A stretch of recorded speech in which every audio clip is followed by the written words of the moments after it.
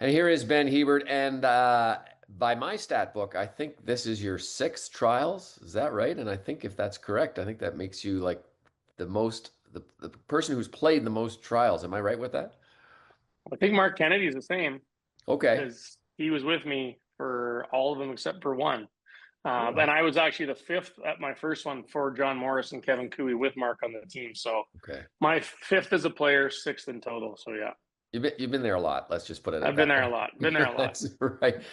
What is this? Where does this stand? Is this the pinnacle of curling besides the games themselves? Ah, I don't know. I think it. I'm pretty spoiled that I got to go to the Olympics and when I was 27 years old, and then again when I was 35 or whatever I was. So I mean, for me, I always grew up. I never really grew up dreaming of going to the Olympics. To be honest with you, my goal was to represent Saskatchewan at one Brier and get a green jacket. That was kind of my goal, and the Brier was the big thing. And then as I started getting into my late teens, early 20s, the Olympics kind of came in, and so yeah, I mean, it's obviously the Olympics is the big show. It's the biggest show, but I don't put the trials, I know, on a higher pedestal than maybe a Brier or a World Championship, which are super special to me too, and easy for me to say when I've won two of them and been to the Olympics. So I think for people that haven't been there, that might be a different story. But for me, it's a huge test, and it's a big deal. It's another major championship in Canada that you want to go represent your country. And I think if you have a chance to go represent your country at the Olympics or the World Championships or anything you can wear the maple leaf on your back, you've done something pretty special. So yeah, it's up there. But I think our experience and winning it in the past probably gives us a different perspective than others. So I'm happy to have that now. I have to laugh. Just go back. You were talking about you wanted to win the Brier and get a green jacket, and I'm thinking, okay, he wants to win the Brier and the Masters. Oh, That's I do. I definitely want to do that. Yeah, that's that's that's a different unfortunately, green jacket than I'm used to most of yeah, the days. But no. I get you. All right, so give me an assessment of how the team is playing as you get ready to take the ice in Halifax. Yeah, I think we're in a great spot. Playing good, really consistent. I'd love to see, at these Olympic trials, anything can happen. Like we've seen over the past 20 years. It's a 1 week, who gets hot, who's comfortable with the ice, who's confident type of tournament. The good news for us is our consistent level of play is been very good, and the work that we've put in to give us that confidence to be there at the end of the week, I think, is high. This isn't like we're not cramming practice here the last week to kind of get good. It's been something we've been working on for 2 years now with Brad, three with the team, and so now we're in a great spot mentally. We're in a great spot. Lots of great games coming in.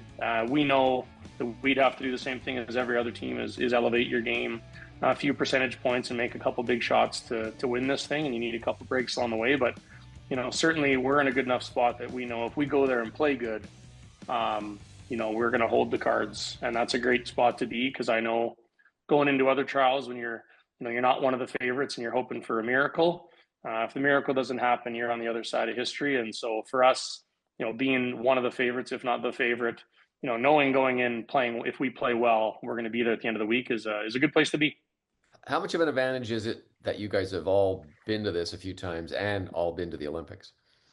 Yeah, I think it's a big advantage. I mean, I don't know how all my teammates feel exactly the same as me, but I have a great perspective on what the Olympic trials is, and the Olympics is amazing. And yeah, we'd love to go and represent Canada and compete to the best on the stage, and ultimately win an Olympic medal. It's a huge accomplishment, and I've been lucky to do it once.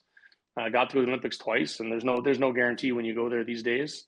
But like I say, I have a great perspective that I don't hold it to a higher standard than any of these other, the major events that we play in, and being there before and having the confidence that we can win is amazing.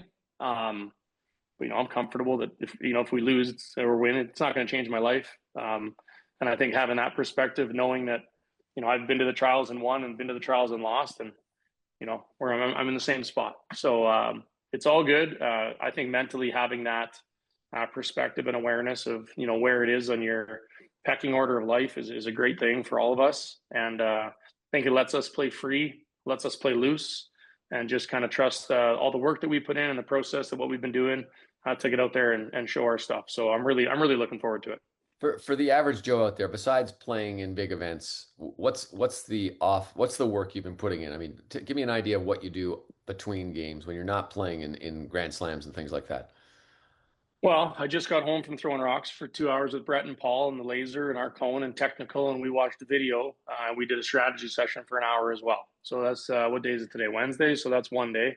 Tomorrow I'm taking a day off because I'm going to the chiropractor because I'm 42 years old, and after 3 days of throwing rocks, I got to get my bones shattered up. So doing that, and then I mean, outside of the 2 3 hours we put in every morning to the game, the travel and the sacrifice is crazy, no different than any other athlete, Olympic athlete, other sports. But I'm a dad. I got two kids, and I'm running to hockey and coaching ball, and I got a job. Right after this, I got to hop on a work call. So I wouldn't trade it for the world. Love it, but yeah, we put a ton of work in behind the scenes, all of us do. But yeah, it's a bit of a balancing act with life and where we are in our careers, but it's all good. Not necessarily you specifically or your team specifically, but when you look at the field of guys who are playing in this, how many of them are going in there with, I don't want to say injuries, but like sore arms, sore backs, especially you guys on the front end who are pounding it game in and game out. Yeah, I don't know. I mean, we have this week off, so I'm going to be going into the event fresh as a daisy. I'll tell you that right now. But I mean, we take care of our bodies pretty good when we're on the road these days. It's not the old school where we're going to the beer or going to the patch and crushing beers. So, we'll have our team athletic therapist with us the whole week, and he'll be making sure our bodies are fine tuned to feel good at the end of the week. But no, it's about managing rest and recovery, no different than anything else. Like I threw the last 3 days here, and tomorrow I'm taking off, and then I'll get back at it on Friday. So you got to balance that. And as you get older, my age, you do what your body can handle. But thankfully, I've thrown enough rocks to understand how to make a couple draws here and there. So How many feeling real good. how many rocks do you throw in a normal practice? Uh, I guess it would vary if I'm out there by myself and if I'm working on something specific. But I'd say anywhere between 40 and 65. Boy, I mean, well, if I'm feeling real good, 40, yeah. and I get out of there as fast as I can and tell Coach Paul I'm good to go. And if I'm struggling on something, or if he can see something in my release or the laser or the camera, then I have to stay a little bit longer in shame until I fix it. It's kind of the way it works at our practices, but it's all good. It's all good. I love it. I love it. What do you think about the final being 2 out of 3? Like it? Not like it? Yeah, I think it's great. I think if you're looking for the most consistent team, the longer that you play those tournaments, you don't get a one-off, fluke or a bad end or something like that. I think it's a good progression to the sport, and welcomed, I think, by all the teams there. I don't think it's necessarily going to change the outcome of who the winner is going to be, but I don't mind it at all. It does kind of avoid like I don't want to say the underdog making a great shot or something in the last end because they win it anyway. But if there's a big upset, I guess it gives the favorite team or the other team, losing team, I guess, a chance to come back, right? It's just Yeah, I am sure. I'm sure that's certainly some of the reason they put it in there. But we're different than most of these countries. You can't just pick a team that you think is your right. best rep, and so to go there and Curling Canada has a lot on the table of whoever wins to go represent them as well, right? So they want to make sure that the team that's going is prepared and to go through this trials. If you're going to win this Olympic trials with the depth of the field, especially on our men's side. I don't know on the women's side what the whole depth or the favorite story would be, but I know who the favorite is. But the rest of them in there. Right. But on the men's side, there's a lot of good teams that you'll have to really show up for and play well. So I mean, if you can run the gauntlet of winning this trials plus a 2 out of 3 final against one of those teams, I think it prepares you really well for those Olympics as well. How's the hockey team doing? Which one? Your sons. Oh, my son's hockey team. And the Not coach. not.